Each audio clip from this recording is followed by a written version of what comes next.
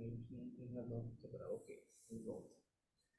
Então aqui a gente segue a tradição de floresta da Tailândia, a tradição travada da tradição de floresta da Tailândia, onde eu treinei. E nessa tradição tem várias coisas ao redor da meditação. A meditação não é uma coisa isolada. Outra coisa que a gente usa como prática, que tem muito a ver com a meditação, são os cânticos. Então, assim, os cânticos, se a gente faz eles com presença mental, sílaba a sílaba, isso é uma prática de meditação em si, né? Não é tão importante, não é uma questão de um ritual mágico para obter vantagens ou algum tipo de troca, alguma coisa do tipo. É uma reflexão sobre boas qualidades do Buda, do Dhamma e da Sangha, qualidades espirituais que inspiram a mente. E também sobre focar sílaba a sílaba. A gente treina a mente a ficar sílaba a sílaba enquanto a gente está recitando. Isso tem efeito, isso tem. Esse é o efeito mais importante dos cânticos, pelo menos nessa tradição. E você vê, depende muito de como que a gente está fazendo. E dá pra cantar uma música distraída, dá pra você fazer os cânticos sem atenção nenhuma. O resultado é proporcional ao nível de atenção que a gente tem, presença mental sílaba a sílaba. O foco, quão focado a gente está.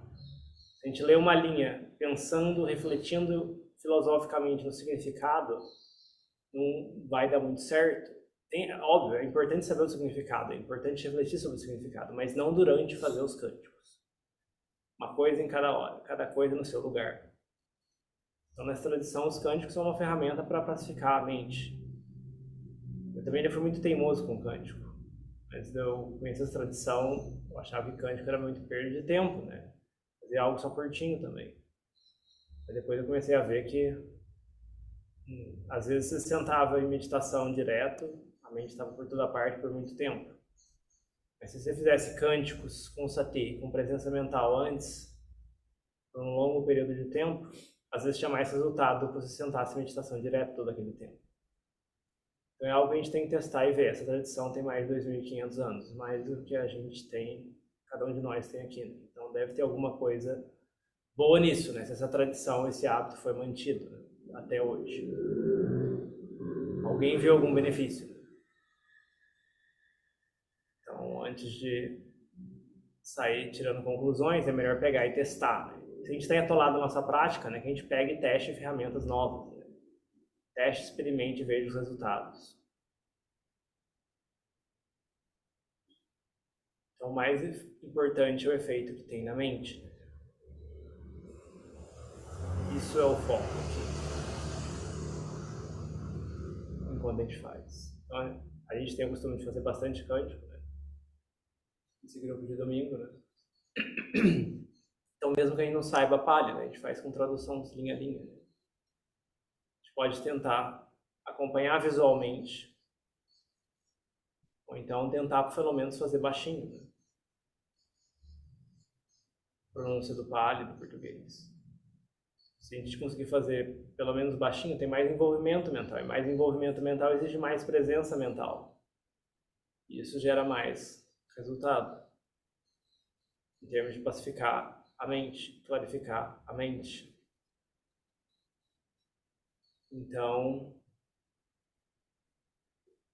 a gente tem que pegar e testar.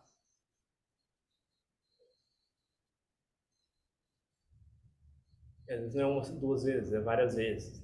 Ter persistência, ter paciência. Né?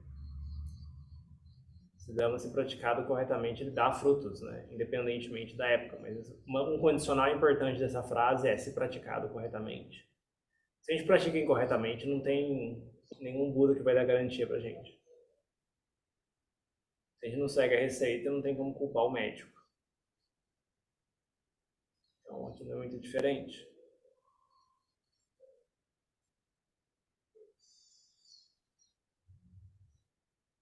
Essa tradição é bem prática, bem direta ao ponto. Não precisa ler demais. A gente precisa cultivar as qualidades no coração, saber lidar com elas. saber a hora certa de cultivar cada uma e equilibrá-las. Achar o ponto de equilíbrio para a mente poder ir progredindo. Então não acho que vai ter dever de casa de ler um capítulo de um livro de 500 páginas toda semana. Não tem nada disso. Se a gente for participando dos grupos, né, as reflexões que são dadas, né, são suficientes para a gente praticar e ir muito longe. Né? E as dúvidas que a gente for tendo, a gente pode perguntar ao final, no horário conveniente para isso, adequado para isso.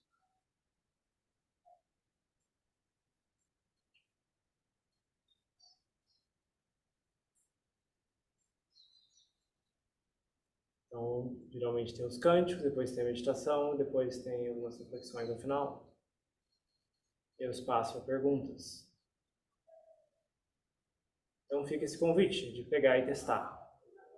Ok, posso ter feito cânticos antes, pode ter feito cântico em outro contexto. Mas vamos testar desse jeito aqui. Vamos tentar fazer desse jeito.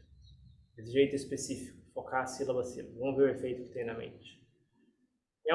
Isso não é muito diferente da meditação. Na meditação, quando a gente olha para a respiração, a mente pula para fora. Então a gente está fazendo a mesma coisa, só com uma coisa ativa. Trabalhar com um objeto ativo é importante também. Às vezes as pessoas ficam viciadas em usar a respiração, mas às vezes não conseguem usar um objeto ativo. Então, quando tem obstáculos relacionados à letargia mental, não consegue desatolar a mente. Então, assim, é uma ferramenta que pode ser muito útil na nossa prática.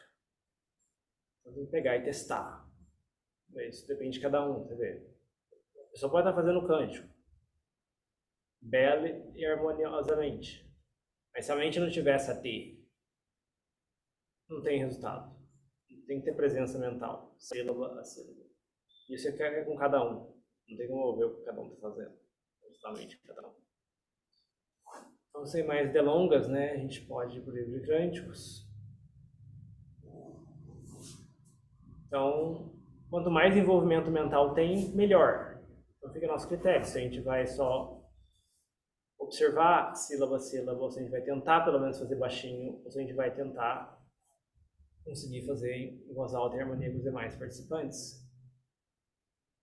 No Zoom, que infelizmente para quem está online não tem como ligar o microfone, senão vira uma bagunça. É uma das vantagens do presencial para isso. Então, sem mais delongas, né, a gente pode ir para a folha de cânticos, cânticos matutinos, página 1, folha branca. Tem no site, onde tem o link para entrar no grupo, tem lá os dois livros de cântico que a gente usa, do Sudavari e a folha branca lá. Então, abre a folha branca, podemos começar.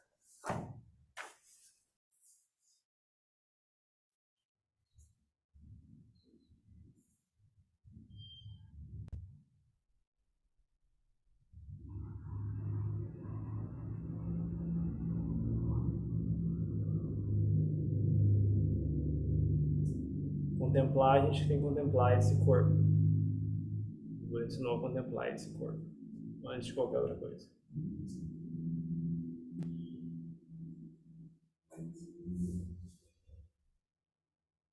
O que compõe esse corpo?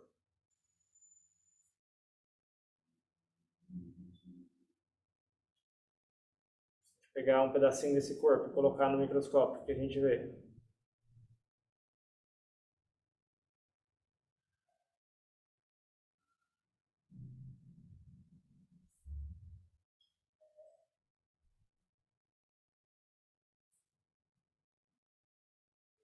Pode ver várias estruturas. Mas que vieram de onde? Construídas a partir do quê?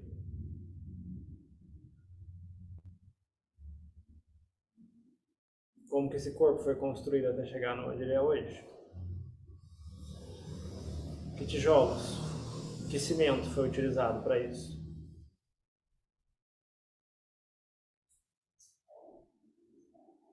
A gente vai jogando perguntas na mente, guiando a população dessa forma. Não temos que forçar nada, nem filosofar em nada. Você joga as perguntas e deixa os ecos e as ondas reverberarem na mente. Se as causas e condições estiverem suficientes, a mente pode ter algum insight. Se as causas e condições não estiverem suficientes, A gente não vai enxergar nada. Não tem que se preocupar com isso. A gente tem tijolos de cimento que foi usado para construir esse corpo. A comida que a gente come, o que tem se a gente olhar no microscópio?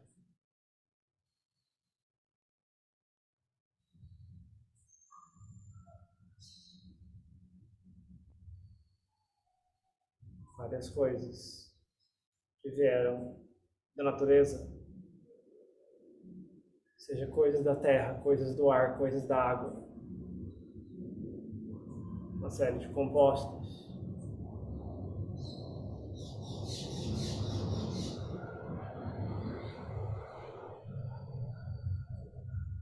O que domina essas coisas? O que manda nessas coisas?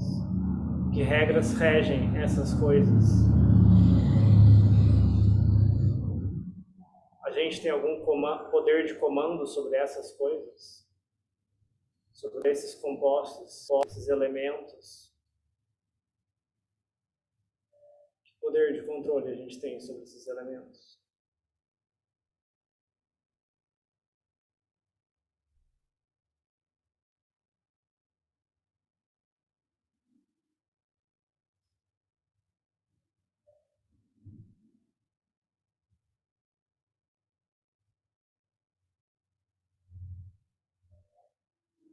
José mexer o braço, mexer a perna, mexer a cabeça.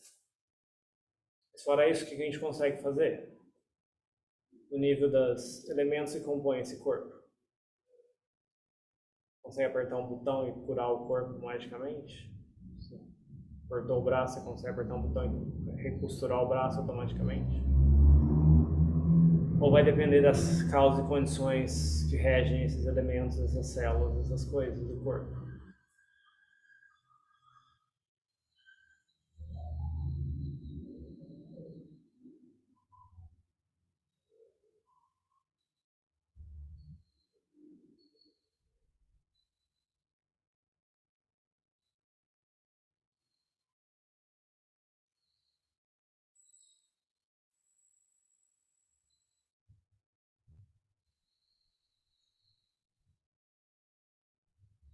E um agente infeccioso, algum vírus, alguma bactéria? Que diferença que tem? Do que é composto?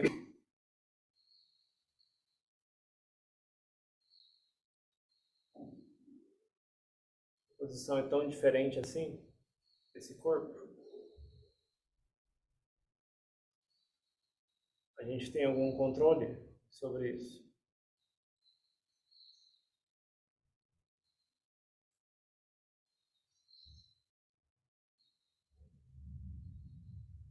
Abaixo do nível de célula só tem molécula e só tem átomo. Quem que manda no mundo das moléculas e dos átomos? Tem algum átomo de carbono que se acha ser alguma coisa? Ou é só um átomo, sendo um átomo de acordo com as causas e condições que estão ali, fazendo parte do que ele está fazendo parte pelas causas e condições anteriores?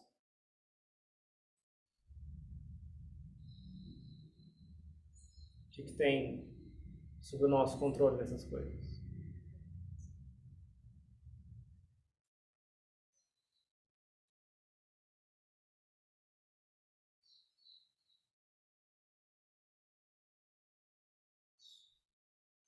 É quando um agente infeccioso entra em contato com esse corpo, o que acontece?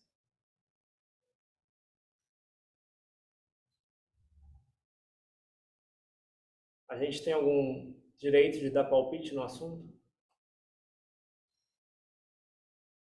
Ou vão ser as regras e condições da interação desse agente infeccioso e as causas e condições desse corpo em se defender?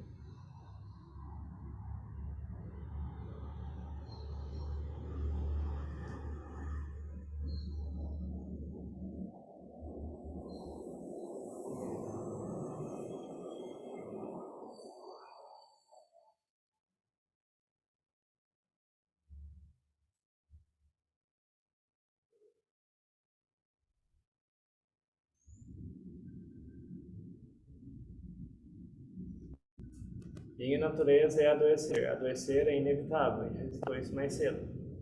Tem que saber aplicar na prática. Onde que enfia isso na prática da contemplação?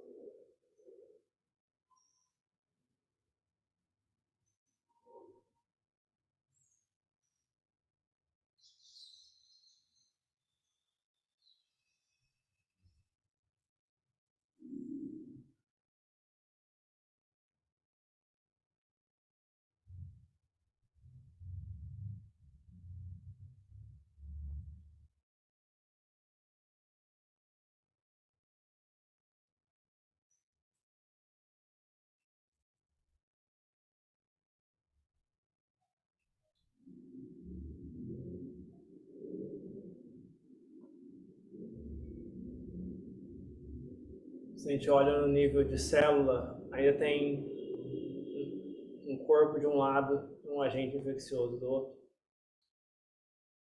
Mas essa célula não é composta de átomos e moléculas. Esse agente infeccioso não é composto também de átomos e moléculas. Então, que diferença que tem desse corpo para aquilo que a gente chama de agente infeccioso? Que diferença que tem? Onde está a linha que define? São coisas que estão separadas assim. Que diferença que tem? A ponta pede para a mente arranjar a prova. Cadê a diferença?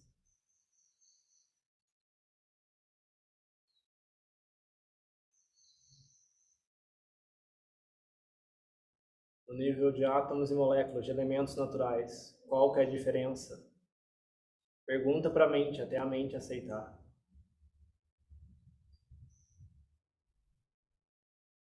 E quem que coloca essas coisas em caixas? E que desenha essas linhas? Meu corpo, agente infeccioso, coisa inimiga do corpo. Quem que coloca esses rótulos nas coisas? O que tem de verdadeiro nesses rótulos?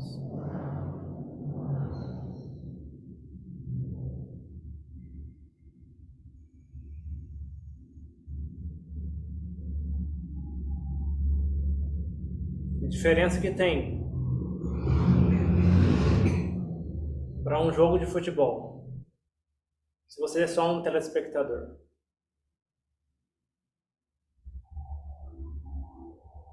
Você pode torcer o quanto você quiser.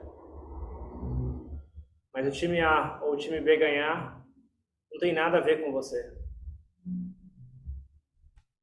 São só as regras e condições do jogo. Algumas pessoas às vezes não torcem para nenhum time. Elas acham meio bobo essa coisa de semana se o time ganha, outra semana se o time perde. As pessoas preferem a paz de não ter nada disso. Não ter esses altos e baixos. Mas aí quando chega em relação ao corpo, as pessoas querem escolher o time.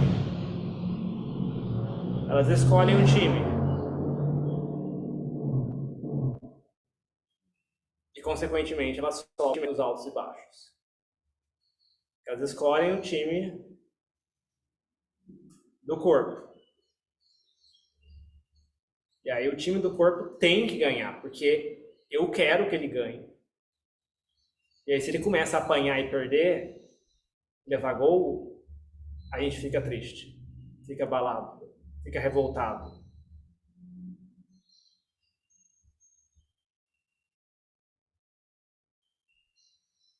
Pessoas às vezes estudam o budismo, já leram 1000 vezes o primeiro discurso do Buda,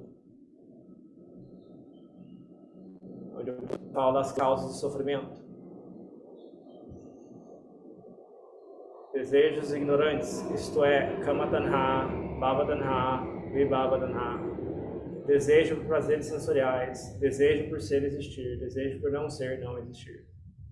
As pessoas se perdem no nome das coisas, esquecem que desejo por não ser existir e desejo por não estar doente são a mesma coisa. Desejo de não estar doente é um tipo de Vibhava Tanha. Você quer se livrar daquilo, você não queria estar doente, você quer escolher o time do corpo, não, o meu corpo, eu tenho que trabalhar, eu tenho que fazer isso, eu tenho que fazer aquilo. Você não está nem olhando as causas e condições. Você chegou no ponto que está, seu corpo foi abalado, é porque tinha causas e condições para você ser abalado. Ninguém perguntou a sua opinião, e a sua opinião não tem em nenhum lugar aqui. Aqui que rege as regras do corpo, do mundo físico, elementos naturais. Os elementos naturais têm as suas regras. Se você não as conhece, é problema seu. O mundo não é legal com a gente, se a gente não sabe as regras do jogo. Então a gente deve buscar entendê-las, conhecê-las, para a gente poder ficar em paz. Então, o que tem de... Qual é a diferença? O que tem... Como a gente coloca esse rótulo de tipo... Meu corpo e agente infeccioso. Se a gente olha no nível de átomos e moléculas, é tudo a mesma coisa. Que diferença que tem?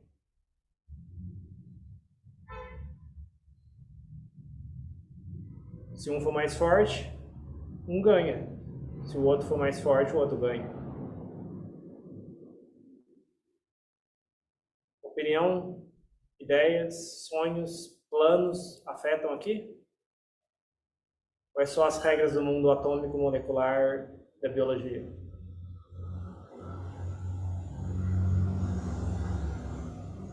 Então, se a gente não tem controle dessas regras, e se a gente é só um telespectador desse jogo, esse jogo entre o elemento A e o elemento B, então para que se envolver com isso?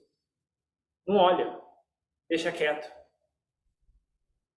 Não é assunto seu. Os elementos estão brigando entre si. O mais forte vai vencer e ponto final. A opinião não importa. O Ajahn falava, às vezes o monge estava doente no hospital.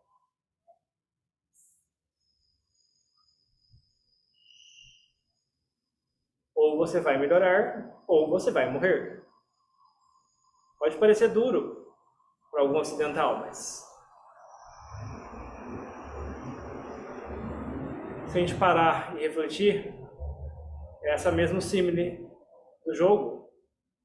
Você escolhe só um time, você quer torcer só para um time, ué, você está correndo risco. Se seu time ganhar, você está bem, mas e se seu time não ganhar? Porque as causas e condições não estão no lugar. E aí? Aí você não vai estar bem. E aí você vai morrer mal. Morrer mal geralmente não é bem visto no budismo. Melhor morrer no estado mental positivo do que morrer no estado mental revoltado.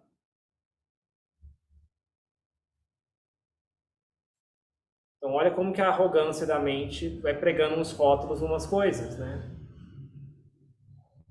Meu corpo, o corpo do meu cachorro, o corpo do meu avô, da minha mãe. Esse controle que a gente tem sobre essas coisas. Se tem um agente externo causando dano nesse corpo, quem vai decidir são as causas e condições da interação desses elementos.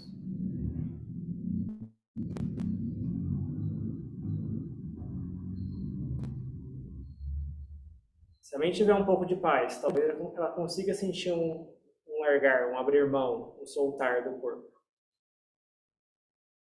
Se a mente estiver muito agitada, não vai ter nada disso. Vou treinar primeiro pacificar a mente, antes de querer contemplar.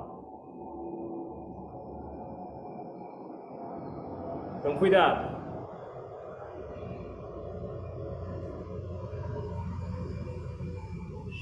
Cuidado com os rótulos da mente. Às vezes ele não torce para nenhum time de futebol mais, mas a gente fica torcendo para outros times nesse corpo. E aí isso é uma fonte de grande sofrimento quando a gente fica doente, quando a gente enfrenta alguma adversidade física. Além do sofrimento físico, tem o sofrimento mental, da revolta, da insatisfação. Quero melhorar logo.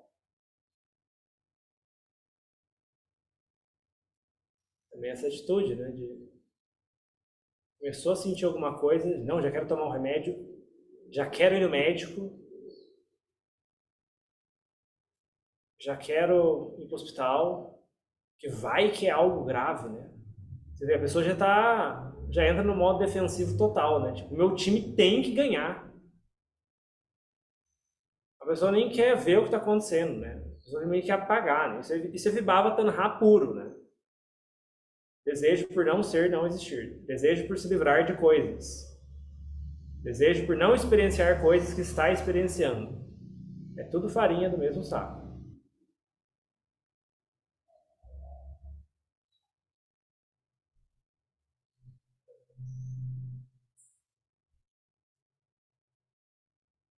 Não é que a gente não deva cuidar do corpo também, que o corpo é uma ferramenta que a gente precisa para praticar o Dharma. Mas tomar muito cuidado com os exageros, que a mente deludida é muito exagerada. Né? Sente alguma coisinha, já quer passar o trator por cima. Né? Não quero experienciar isso. Como que eu estou com febre? Estar doente é coisa de pessoa que não tem condição de pagar tratamento médico, não tem condição de pagar plano de saúde. Meu amigo, mesmo com plano de saúde, tem coisa que você fica doente também. Mesmo com o melhor plano de saúde, você fica doente, você vai para o hospital. Não tem essa. O mundo da biologia e da química não está nem aí para o seu plano de saúde. A pandemia foi um bom exemplo disso.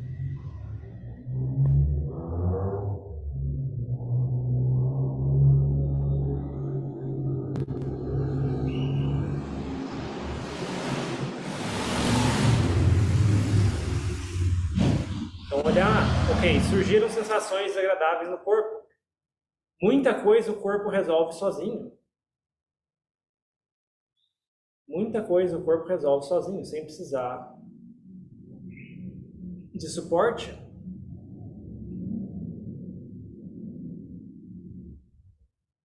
A pessoa às vezes começa a ter sentir alguma coisa e não fazer todos os exames possíveis. Você vê, isso já é seguir a quilesa, isso é alimentar a quilesa, isso é alimentar a preocupação com o corpo, que é justamente o que a gente quer contemplar e eliminar na nossa prática, como primeiro objetivo da contemplação.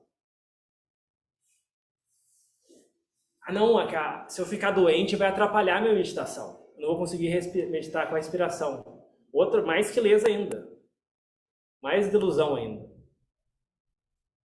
Ficar doente é a oportunidade de você melhorar na meditação. Nem querer passar o trator por cima disso.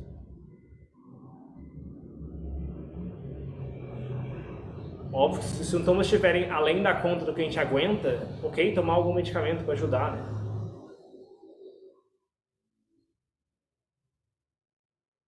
Você vê, tem que achar o ponto de equilíbrio das coisas, né?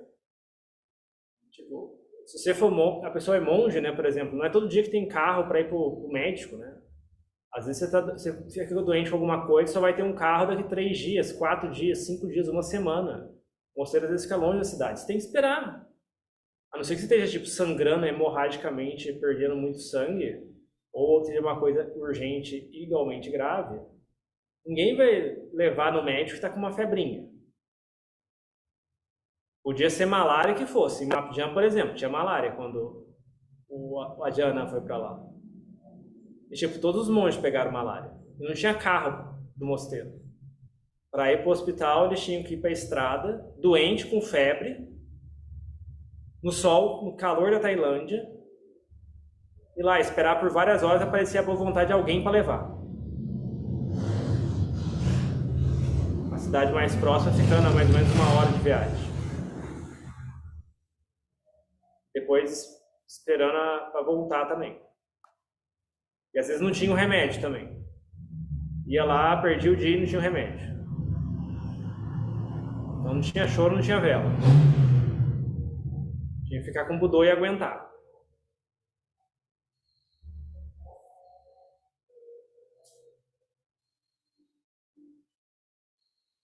Você vê, é uma fonte da gente aprender a lidar com sensações desagradáveis. O que tem de tão chato assim? A gente queria fazer outras coisas, mas não pode fazer quando a gente está doente. Ótima oportunidade para contemplar que, tipo, o corpo não está sob o nosso controle. É o corpo berrando com o Dhamma. Olha aqui, eu estou aqui, o Dhamma está aqui. Mas não, a gente quer simplesmente tomar um remédio, apagar tudo e falar, achar que a nossa meditação vai melhorar se a gente tomar um remédio. E a gente vai poder observar a respiração e a nossa mente vai ficar pacífica. Mas não, o Dhamma está berrando com todas as cordas vocais e a gente está tampando e jogando no lixo. Esse corpo não está no seu controle. Olha aqui, olha a prova disso. Mas não, ele não quer olhar para isso. Ele simplesmente não quer sentir nada disso. Ele não tem que sentir isso. Ele não quer sentir isso. Ele vai continuar fugindo. E você fuga. Não é luta. Não é batalha. Não é contemplação.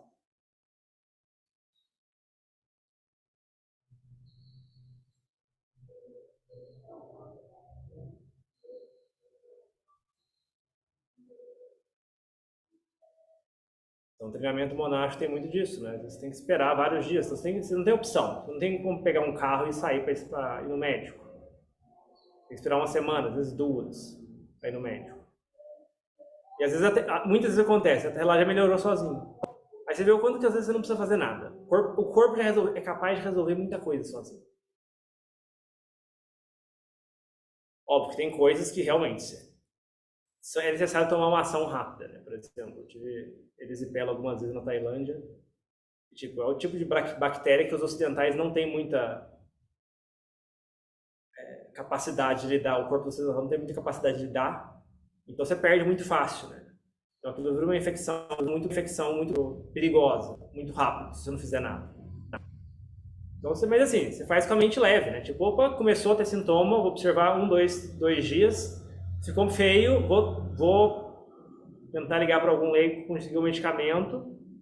Ele já sabe qual é o medicamento, sabe a dose, né? Então a gente vai lidar com isso. O médico já tinha passado para a gente, né? Os problemas mais comuns. Então a gente gerenciava isso. Porque toda vez tem que ir no médico, tem que fazer 200 exames, porque vai que tem alguma coisa errada, né? Só alimenta essa preocupação excessiva com o corpo, né? Que é algo que a gente tem que remover, né? Para a gente progredir na prática. Essa identificação excessiva com o corpo. Tudo bem, é bom fazer um check-up de vez em quando, é bom cuidar da saúde, é bom fazer isso, porque o corpo é uma ferramenta, né? Ele não cuida também, ela estraga antes da hora, né? Mas você vê, tem o ponto de equilíbrio. O ponto de equilíbrio que a gente tem que encontrar. Então, tomar muito cuidado com o Vibhava Tanhā de ficar doente. Porque adoecer é inevitável. A gente visitou isso mais cedo. A gente tem que refletir sobre isso com frequência.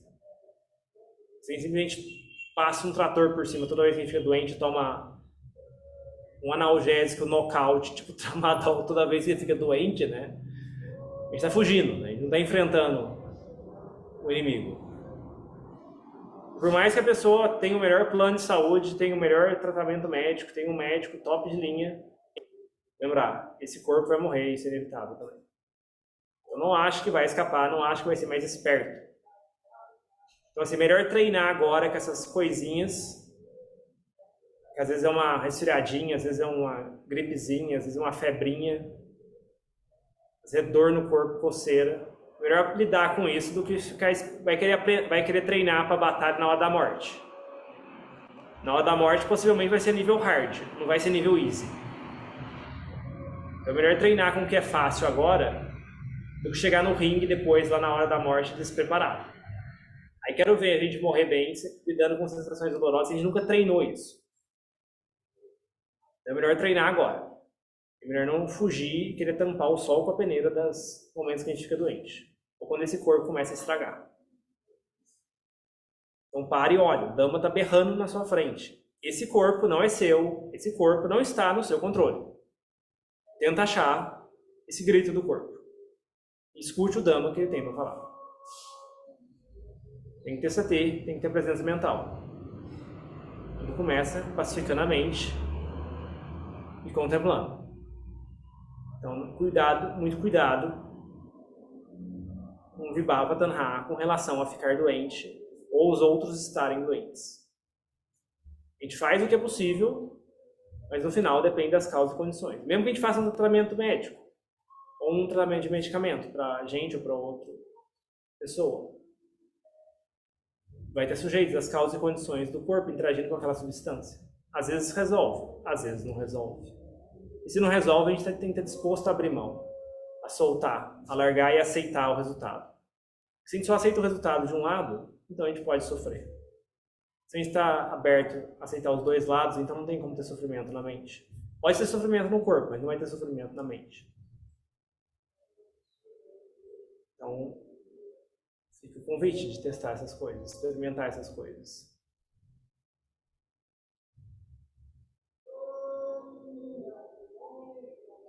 E olhar para isso, né?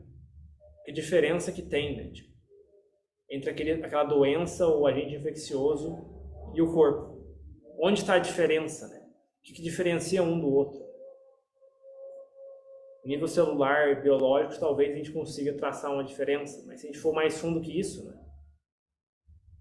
Nível de elementos, a diferença que tem carbono, oxigênio, nitrogênio, é tudo a mesma coisa. O carbono numa bactéria, num vírus, não é diferente do carbono na sua célula. É só um átomo de carbono lá fazendo o que um átomo de carbono faz. Então pare de brigar com isso. Pare de ficar se envolvendo e torcendo para um jogo que não é seu.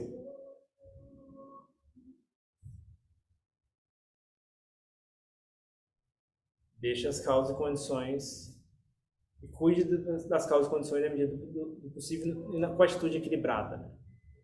Isso vai ser uma fonte de progresso para a nossa prática. Então fica o convite para tentar essas coisas com frequência, experimentar essas coisas e ver o resultado na nossa prática. Essa contemplação exige uma mente pacífica, como eu disse.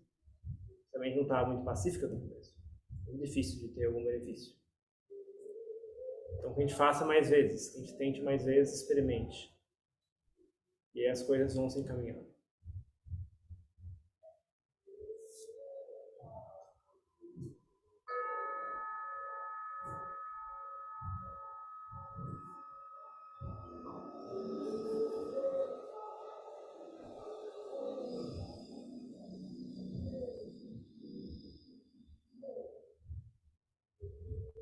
No final, geralmente a gente abre para perguntas, dúvidas, compartilhamentos, se alguém quiser falar alguma coisa.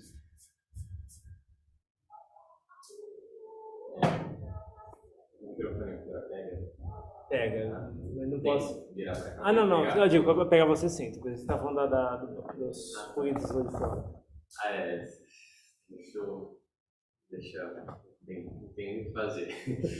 Não vai dar para sair gritando na Paulista ali, na Augusta, para pararem de gritar. Sobre Bhava Tanhaj, essa vontade de ou de deixar de algo existir ou de fazer algo existir na prática, às vezes acontece na meditação, que é eu não aceitar que eu não estou conseguindo meditar. Exatamente, é outro tipo de Vibhava Tanhā, que é bem comum, né? Tipo, a minha mente não está se pacificando, você está brigando de novo com uma coisa que está acontecendo. As causas e condições estão ali, a mente não está pacificando, porque as causas e condições não estão lá. A gente briga. Eu não queria que isso tivesse acontecendo. Eu queria que fosse assim. É um Vibhava Tanhā misturado com Bhava Tanhā. Eu queria que a minha meditação fosse assim. É Bhava Tanhā. E isso no meio, eu percebo que às vezes, por exemplo, vamos supor que uma meditação de 30 minutos, aí no meio, até o meio eu não me concentrei, não consegui fazer. E aí minha mente está falando que, eu deveria, se eu não conseguir metade, então é melhor nem tentar começar do zero, porque eu começo a já pensar no que eu já fiz até agora e que não foi suficiente. Eu estou percebendo que é um tiro no pé. É muito difícil começar do zero, assim, tipo, beleza, estava confuso, vou começar do zero. É muito difícil, porque eu sinto que se eu não fizer o tempo cheio, por algum motivo, não vou... Enfim, é muito irracional, né, no final, porque é aquele medo de, tipo, não vou conseguir ter praticado algo do tipo. É só esse comportamento. E ver que, tipo, o sinal de Vibhava Tanhā e Bhava Tanhā, às vezes as pessoas ficam... Porque assim, a tradução literal é pobre, né? Porque a palavra em português não quer dizer nada. Né? Desejo por ser existir, mas assim... Aí a pessoa fala assim, não, se eu quiser ser... se a pessoa quiser ser o presidente da república, se a pessoa quer ser, sei lá, o presidente da NASA, ou se a pessoa quer ser famosa, você com isso, Bhava Tanhā, né? E Vibhava Tanhā com tendência suicida, né? Mas é muito mais do que isso, né? Tipo, Vibhava Tanhā e Bhava Tanhā estão presentes em várias coisas, né? Tipo, Exemplo, você come uma comida e, tipo, o gosto não te agrada. Vibhava tanha. Tipo, essa comida tá sem sal. Vibhava tanha. Ou então, tipo, essa comida tá boa. Como é que fala? Você quer comer uma comida que tem um sabor específico. Bhava tanha. Então, assim, tudo isso tá... Na verdade, é kama tanha nesse caso, né? De comida, né? Mas assim, você vê como o negócio é mais amplo, né? Agora, essa questão do horário é bom ter uma disciplina, né? Tipo, colocar, opa, vou meditar nesse horário. Né? Independentemente do que acontecer, se cair o mundo, acabou a energia, alguém me chamar, alguém pôs fogo na casa, né? Tipo, não, vou sentar em meditação. Então, assim, é bom ter editanos desse tipo, né? Mas, assim, tomar cuidado, né? A mente tem que... Essas tendências de colocar agendas, né? Também tem a ver com essas coisas, né? De Bhava Tanhadi. Não, tinha que ter sido assim, tinha que ter sido assado. Mas onde que está? E se não foi assim, é porque não tem causa e condição para ser assim, né? Alguma coisa estava errada na minha mente, né? Tipo, assim, só vou continuar fazendo. A gente tem que ter uma seguinte atitude, né? Tipo, a gente veio aqui para colocar causas e condições, tal como alguém que vai no jardim regar as plantas, ou colocar adubo, cuidar da terra. É cultivo mental, bhavana, né? Tipo, é atitude de cultivo. Né? Tem gente que essa atitude de cultivo, o que a pessoa que cultiva faz? Ela vai chegar lá todo dia esperando, cadê os frutos? Cadê as flores? Não. Ela chega para colocar água, adubar o solo, tirar as ervas daninhas, isso que ela veio fazer. Essa é a nossa função. Se vai ter flor, se vai ter frutos, não é problema nosso. Um dia a gente chega e tem. E aí não tem problema. Agora, se a gente já chega a atitude tipo, vamos pensar, atitude do tipo fazendeiro pensando no lucro, né? Tipo, eu vim aqui para pegar a colheita, né? Tipo, eu já fiz muito esforço, né? Eu vim aqui pegar a colheita, né? Mas, tipo, não é o dia de pegar a colheita hoje. Você vai sofrer. Tenho terra, logo terei colheita. Tenho terra, logo terei colheita, né? Em vez de a terra tá mal cuidada, tipo, você esqueceu de regar, você não limpou o solo direito, você não fez o tratamento correto. Mas tipo, não está dando certo, né? Tipo, tem alguma coisa errada. As causas e condições não estão sendo suficientes, né? Está praticando o suficiente regularmente, né? Estão fazendo os cânticos, né? Estão fazendo budô, como está o budômetro, né? Tem que olhar tudo isso, né? Então, assim, e ficar se cobrando menos, né? Você vê, tem que olhar para as causas e condições do cultivo, não é ficar querendo saber cadê os frutos, cadê a colheita. Né? Aí essa atitude fica mais leve. Você vê? Eu vim para cultivar. Eu vim aqui para colocar água. Se eu fizer isso, eu estou fazendo meu trabalho já. Eu vim aqui para experienciar uma mente pacífica. É uma coisa que tem que treinar na mente. Né? Treinar essa atitude correta na meditação. E aí tem menos frustração também. Se me permita, seria praticamente praticar sem buscar resultado. Assim, a gente busca ter resultado, mas assim, a questão é o ponto de equilíbrio, né? Porque assim, a gente quer ter resultados na prática, né? Querer ter resultados na prática não é um problema. Vira um pouco. O problema é se a gente fica obcecado com o resultado. Né? Tipo, a gente pratica para pacificar a mente, a gente pratica para isso. Mas na hora que a gente senta meditação, em vez de a gente colocar o foco em budô, na respiração, e ficar pensando, cadê a paz? Cadê a paz? Cadê a paz? Não vai ter a paz. Então, assim, o que faz a gente ter a intenção de colocar a mente no budô é o querer que a mente pacifique. Então, o querer é um fator necessário para a mente pacificar, senão a mente não pacificaria de qualquer jeito. A questão é, esse querer está no lugar errado na hora errada. E assim, essa expectativa fora de hora, né? Tipo, exemplo, você marca um encontro com uma pessoa para chegar em tal lugar no horário X.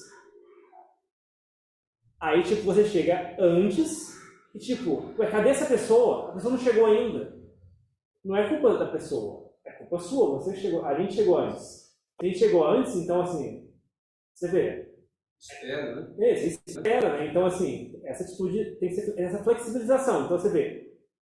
Muitas coisas são questão de ponto de equilíbrio. Né? Não é questão de não pode desejar nada na prática. A questão é de ter o querer equilibrado com as causas e condições necessárias para fazer acontecer.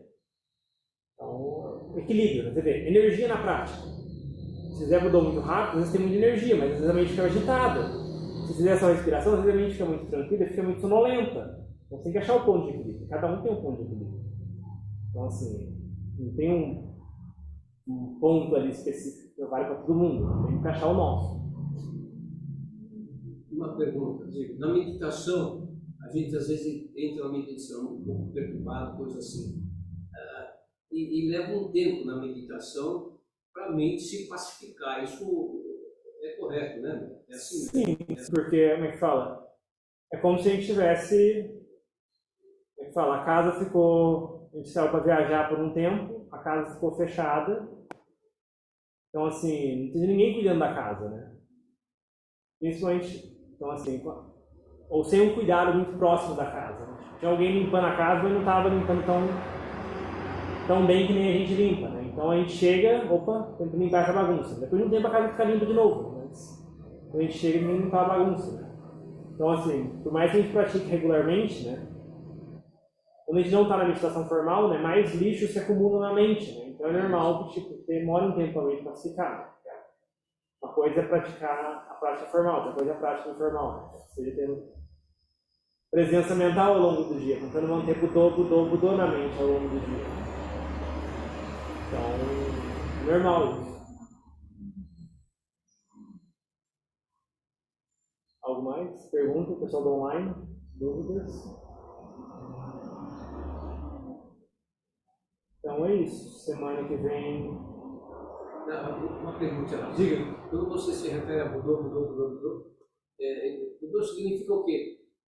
Budô O que quer dizer? significa aquele que é desperto, aquele que conhece, o sabedor. É assim, é só um substantivo. Buda é um adjetivo. O Budô é um substantivo, é o nome. Então assim, é só isso, não tem nada de mágico. Né? A questão principal é esse aspecto conhecedor, aquele que conhece. Então assim, na prática fora da meditação formal, o que eu recomendo, né, é a respiração assim, é um objeto muito sutil de manter no dia a dia. Né?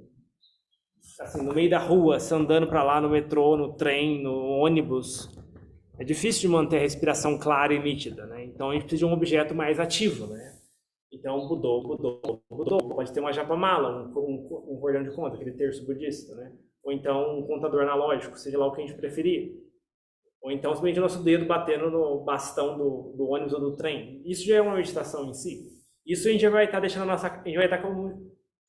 gente vai estar cuidando da nossa casa ao longo do dia, os intervalos que a gente tem. E aí quando a gente chegar em casa para meditar formalmente, a nossa mente vai estar mais limpa, vai demorar menos tempo para classificar no começo.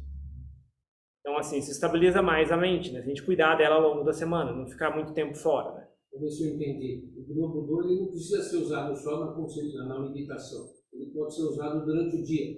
Sim, é um treinamento, porque assim, em vez de você deixar a mente pensando, rodando na rede social, no WhatsApp, olhando para cá, olhando para lá, tipo, Budô. Eu recomendo usar o dedo, ou então, se estiver andando, pé direito do Buda, pé esquerdo do, ou vice-versa, Budô. Não ficar, deixar a mente solta por aí. Deixar a mente focada. Isso vai ajudar a mente a ficar centrada no objeto. Você vê, a meditação fica integrada com o dia a dia, né? Não fica uma coisa separada, né? Que é mais ou menos como as coisas são, né? Porque a mente não é uma coisa separada, né? Que tipo, a gente vive a nossa vida... Deixar a mente vaguear, como você tinha falado no vídeo aí. Sim, se a mente fica vagueando a semana inteira, né? No final de semana você vai pegar uma mente que está acostumada viciada em viajar, né? E aí a mente vai fazer o quê? Você vai sentar em meditação e a mente vai viajar. Então... é melhor você treinar ela ao longo da semana para ela ficar disciplinada, que aí quando você sentar, ok, hora de ficar sentada. Vamos ficar sentado, vamos ficar com Budô. E a mente obedece. Então é questão de treinar, né? Então assim, é muito importante essa questão da prática fora da almofada. Eu não canso de enfatizar, né?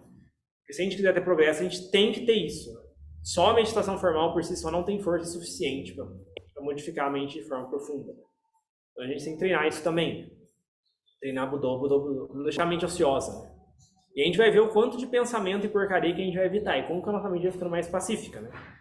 E como a gente vai conseguir simplificar a nossa vida e modificar as coisas, né? Porque a sati, essa presença mental que vem com essa repetição contínua de Budô, ajuda a gente a ter clareza de se perceber, né? Porque se a gente não se percebe, né? Não percebe aquele momento que a raiva vem, não percebe o momento que a cobiça vem, não percebe o momento que o Bhavatanha vem, que o Vibhavatanha vem. Então ele não consegue fazer nada a respeito, não consegue modificar aquele hábito mental. Agora, se a gente tiver sati, a gente consegue ver aquilo surgindo. Opa, a gente sabe, se é inimigo do Dharma, eu não vou seguir isso, eu vou parar aqui. A gente consegue conter nossas ações, a gente consegue conter nossa fala. E aí a gente consegue progredir. Então, é muito, muito importante essa prática, né? Tipo, não é só meditação formal, né? Tem que ter também essa prática contínua de sati, usando um objeto de meditação claro e nítido como o Budô. Não é simplesmente deixar a mente atenta a tudo que está acontecendo em todos os lugares, não, tem que estar atento a tudo, né? Não, a mente tem que estar focada num objeto específico, né, ao longo do dia. Quanto mais a gente fizer isso, mais resultado a gente vai ver. Então tem que pegar e testar. Fica esse convite. Algo mais? Durante a gente faxinar a casa só no domingo. Sim. Você Um faxinar. pouquinho todos os dias. Sim, exatamente. E assim, não vai ter o mesmo resultado na mente. Não é a mesma coisa. É muito mais cansativo, né? Você limpar somente um dia do que você limpar ao longo da semana. Aí vira aquela operação faxina, você termina cansado, né? Enquanto você passar uma vassourinha todo dia ali, tipo, você não cansa, né? Então, não falta evidência do contrário, né? Então a gente pega e teste, vamos ver se não tem resultado, não tem benefício, não tem melhoria.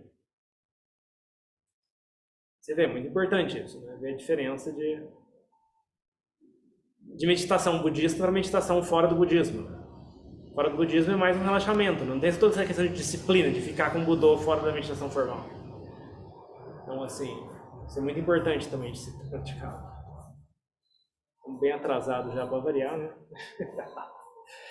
Então, semana que vem deveremos ter normal. Dia 5, dia 4 e 3, dia 4 de fevereiro eu vou estar no Sudavari, então não teremos grupo. Dia 28 devemos ter normal, mas não teremos tarde de prática, será só a prática da manhã, como de costume. E depois é o carnaval, né? Dia 11 é carnaval, é isso? Semana do carnaval. Aí vai ser o retiro da Casa de Dharma, eu não sei se vamos ter equipamento aqui, né? Tudo bem que eles compraram um computador novo, não sei se eu vou ter equipamento para fazer a transmissão, né? E nem também equipar, né? Então talvez a gente tenha que cancelar o dia 11 também. Aí a gente voltaria dia 18, né? Então semana que vem vai ter, aproveitem, que devemos ficar 2 semanas de recesso em função do retiro de carnaval e em função da minha estadia no Sudavari. Ok, então? Eu gostaria de agradecer aí. Obrigado, viu, por vocês aí. Saudade de vocês. Espero que vocês estejam bem, que tenham passado bem o ano novo. E boa semana pra vocês. Valeu, viu? A prática com vocês parece que, sei lá, dá uma andada mais forte. Parece que você, sei lá, pega a energia de todo mundo e flui melhor. Espero semana que vem poder estar presencial aí. Sim, sim. Até breve, então. Até mais. Até breve. Obrigado, viu?